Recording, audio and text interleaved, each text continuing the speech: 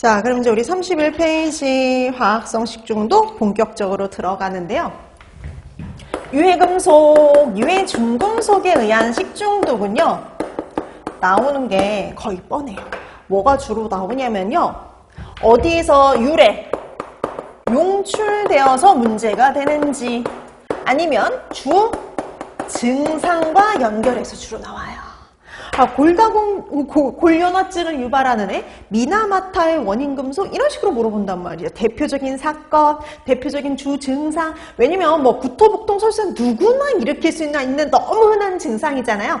그런 증상 말고 아주 대표가 된 특이한 증상들만 알아둬도 여러분들이 충분히 찾을 수 있어요. 왜냐? 이러이러한 특징을 보이는 유해금속은, 중금속은 이렇게 시험 문제가 출제가 돼요. 그래서 뭐 카드뮴에 대한 설명으로 옳은 것 그렇게 시험 문제가 출제가 되는 게 아니라 보통 이러이러한 특징을 보이는 유해 중금속은 이런 식으로 시험 문제가 거의 대부분 출제되기 때문에 포인트가 되는 것만 잘 연결해 두시면 됩니다. 자, 그럼 이제 하나씩 가는데요. 자, 그런 거 위주로 이제 정리해 두시면 되는데 첫 번째 나오는 거 비소입니다. 자, 얘도 어디서 용출, 유래되어서 문제가 될 수가 있느냐 봤더니 순도가 낮은 첨가물에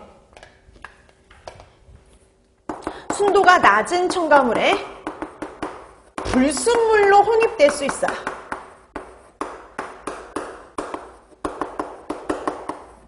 순도가 낮은 첨가물? 보통 우리 식품에 첨가물을 넣거든요. 근데 이런 첨가물을 넣는데 이 첨가물이 순도가 낮은 경우, 그러니까 우리가 보통 뭐 이런 거 이제 뭐 예를 들어서 알코올을 사는 경우, 에탄, 소독용 에탄올을 사는 경우 뭐 99.9% 이런 식으로 순도가 표시가 되거든요. 근데 순도가 이렇게 높은 애들을 식품에 써야 되는데 가격이 저렴하니까 순도가 낮은 첨가물들을 쓴 거죠. 근데 그 순도가 낮은 첨가물에 불순물로 누가 있었느냐? 비소가 혼입됐던 사건이라고 보시면 됩니다.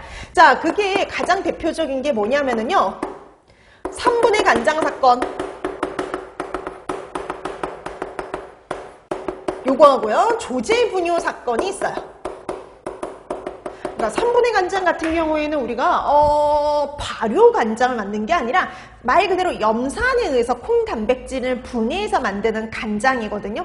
근데 이게 염산이 이제 식품에 쓰는 염산이 정말 순도가 99.99% 이렇게 순도가 높은 걸 써야 되는데 가격이 비싸니까 저렴한 걸 쓴 거죠. 그럼 이제 불순물이 혼입될 수 있는데 그 불순물이 비소였던 거예요. 조제 분유도 마찬가지. 자, 그래서 이런 사건들은 조제 분유 어땠을까요? 이제 생산을 했으니까 팔려 나갔을 거고요. 1000명이 넘는 환자가 발생했어요. 그러니까 보통 시험에 나오는 건 크게 문제가 됐던 사건들이라고 보시면 돼요. 그래서 예전에 있었던 3분의 간장, 조제 분유 사건의 원인 물질 그러면 비소 이렇게 기억해 두시면 돼요.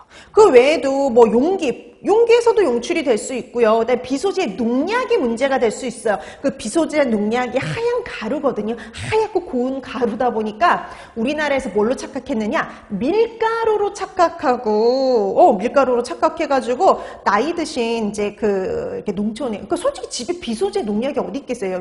그 도시 지역에는. 그래서 농촌 지역에서 지역 주민들끼리 칼국수를 해먹고 수제비를 먹고 이렇게 병원에 이렇게 쓰러져서 병원에 이렇게 실려갔던 사건이 종종 예전엔 발생을 했어요. 그래서 밀가루로 착각해서 먹는 경우. 근데 이건 어때요? 사건들이 좀 작아요. 그러다 보니까 얘네들은 잘 안 나온단 말이죠. 그래서 우리가 공식적으로 보통 나오는 거는 크게 일어났던 사건들, 환자가 정말 많이 발생했던 그런 사건들이 보통 발생을 하는데 옛날에 있었던 큰 사건들은 거의 일본에서 있었던 사건들이 많아요. 그래서 일본에서 있었던 3분의 간장, 모리나카 조제 분유 사건, 이거 다 일본에서 있었던 겁니다. 그래서 3분의 간장 사건, 조제 분유 사건의 원인 물질, 비소 이렇게 기억을 해두시면 돼요. 자, 그 다음에 대표적인 주 증상.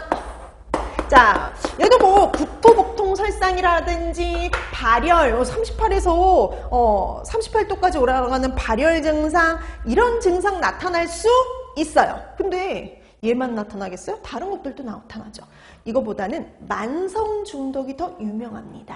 자, 얘는 어떤 만성 중독 증상을 유발할 수 있느냐? 얘만의 되게 독특한 증상은요, 피부가 피부와 관련된 증상이라고 보시면 돼요. 만성 중독 시 피부 관련 증상, 다양한 증상들을 보이는데 그 피부 관련 증상이 뭐냐면 첫 번째, 피부가 청색으로 변해요.